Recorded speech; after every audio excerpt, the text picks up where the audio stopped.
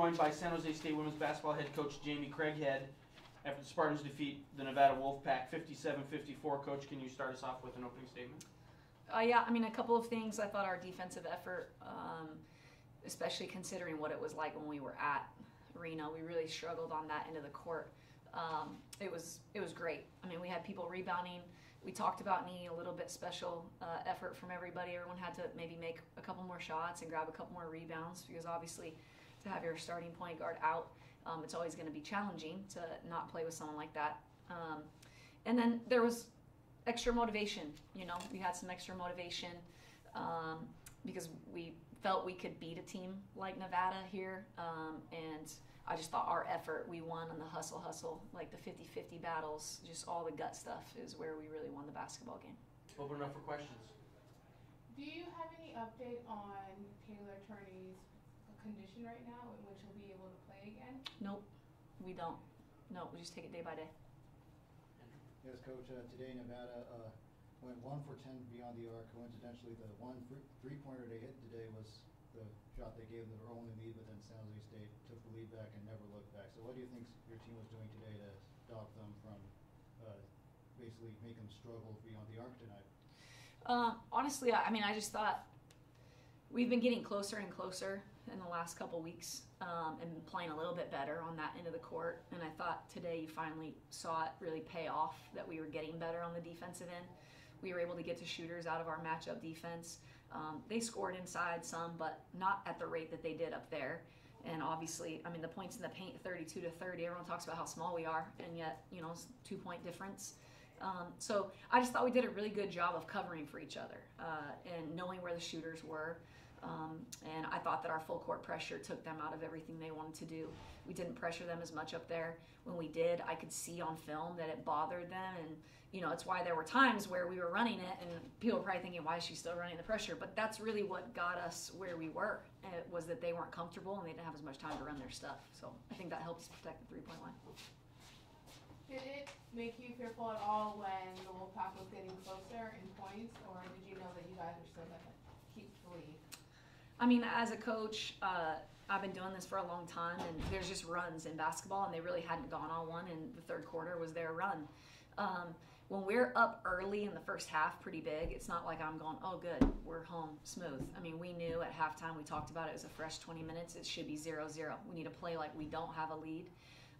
They went on a run, and then we got some stops. They took the lead that one time, but again, answering right away was really important. And to be honest, I knew this. I knew that my team was going to play really hard, and that when you have your, you have your locker room motivation from your own student newspaper that says you have no chance if Taylor Turney doesn't play, I really didn't have to get them up for the game. I mean, those things help, and shoot, if they want to be pumped up about that and prove people wrong, I'd like them to try and prove somebody wrong for the rest of the season, whoever it is. That locker room knows that we're capable of doing some things, and we're playing for more than just this season. So I was just proud of their effort on both ends of the court. We struggled a little bit offensively. Danae struggled a little bit. It's a lot of minutes. She hasn't been logging, and she's used to be able, if she is struggling, Taylor goes in. And so I thought that she stayed composed and needed to hit at least one of those 2 free throws, and she did, to extend it to a 3-point game, which meant they couldn't just throw it inside and score it. Yes, Coach, and you mentioned the defensive effort earlier today. Talk about how what you saw from the full court press today, because I counted from my notes at least 2 instances where the full court press forced some takeaways, and I think there was a sequence where San Jose State basically got 2 straight steals in the backcourt. Yeah, and they were going on a little bit of a run during that time too. I mean, for us, like, we want a full court game. We want it to be a little bit more chaotic than a controlled half court game. The points don't show that today because we turned the ball over too. I mean, 21 times, and they got to the free throw line 18 times to our 9, but we forced their turnovers. We forced our own on the offensive end for the most part, but the tempo, we got to speed it up a little bit. We want people to not be comfortable running their offense, and I think when someone's uncomfortable, then it helps us defensively. So I just thought that we kind of put everything together today on the defensive end. Hopefully we can do that on the offensive end too, and then put it together for a full 40 minutes. My question is, although she didn't have a big night in the scoring column, Megan Anderson had 9 rebounds, 8 on the defensive end. Yeah. She was very active. Huge. And To be honest, she got a couple wide open 3-point looks, and I don't know that Megan's been that wide open in so long. I think it shocked her how open she was. Hey, listen, Annalise scored on the one end, and then Megan got defensive rebounds and did things for us defensively. So those two complemented each other really nicely tonight, and I thought that their efforts on both ends were good. And how about just my? I mean, 9 points, 6 rebounds, 6 assists, 3 steals. She didn't really score for you until the end. But how important is she on this team? Yeah, I mean, we're asking her to do everything. And I think, obviously, I tried to trick her and make her feel like she wasn't really playing the point guard tonight, because sometimes I think that gets in her head a little bit. It's the same thing we do, just get us into our offense and then get off the top. And she was great at attacking off the ball screen. I know she was frustrated because she missed a few layups that she thought she should make, but her speed, it was really hard. When they needed to get a stop, we could put her up there, and she'd bring the ball up the court and be the senior leader that we need her to be. And I think that, she led us all night long. Yes, Coach, a couple of odd stats I noticed from the box score. None of the starters scored in double figures, but our bench outscored Nevada's 26-11, led by Benally with 13 and Wilson with 10. Talk about how important bench points were tonight. We've said all year long, it started back in the summer, that our bench depth is going to be what carries us. It's going to carry us in the future. It's going to carry us now. And a lot of people don't want to play their bench. And I thought that the fatigue played a factor on their end, and it allows our bench to come in and play against people who maybe aren't as fresh. And Annalise got some wide open looks when we ran off some staggers because their kids were pretty tired. I mean, they were trying to get through the screens and weren't. And if our bench can continue to produce like that, and we get Taylor back at some point and mix her back in, I mean, it's just the more players that are playing better as you head into the conference tournament, the better your chances are. So it was really nice to see. Any more questions for Coach? Coach, thank you very much. Good luck in San. Okay, we're joined by San Jose State student athletes Majanique Ladd and Michaela Wilson after the Spartans' 57-54 win over Nevada. We'll open it up for some questions.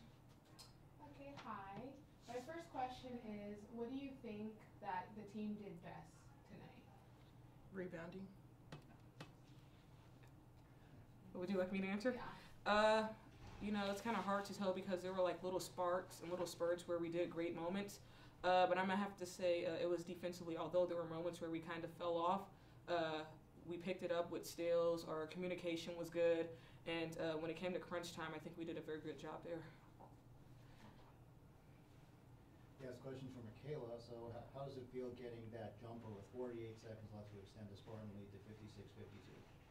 I don't know, it just felt normal because I was just trying to do everything I could to extend the lead a little bit more so we can come out with the win. And especially it was because the shot clock was running out. Yeah.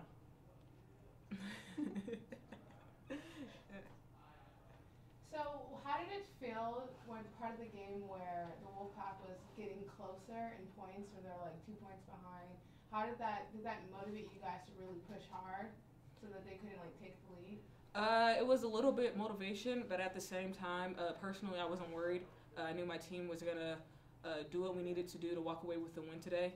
Our effort and our energy, everything was where it needed to be so that we can walk away victorious today. Yes, question for my. So San Jose State had what I believe was a 30 to 14 lead late in the second quarter, but then heading into the third, Nevada had basically gone on an 11-0 run. What do you think Nevada was doing to stop San Jose State defensively? At times, I think our shots weren't falling, and at the same time, it was defensively where I said, where we kind of had moments where we fell off. So those were the times where Nevada got shots on us, and it's kind of like we didn't take the lead for advantage, but it was kind of like we fell off a little bit, as I stated. But we picked it up, and now we're here with the win. Any more questions for the ladies? Ladies, thank you very much. Good luck in San Diego. Thank you.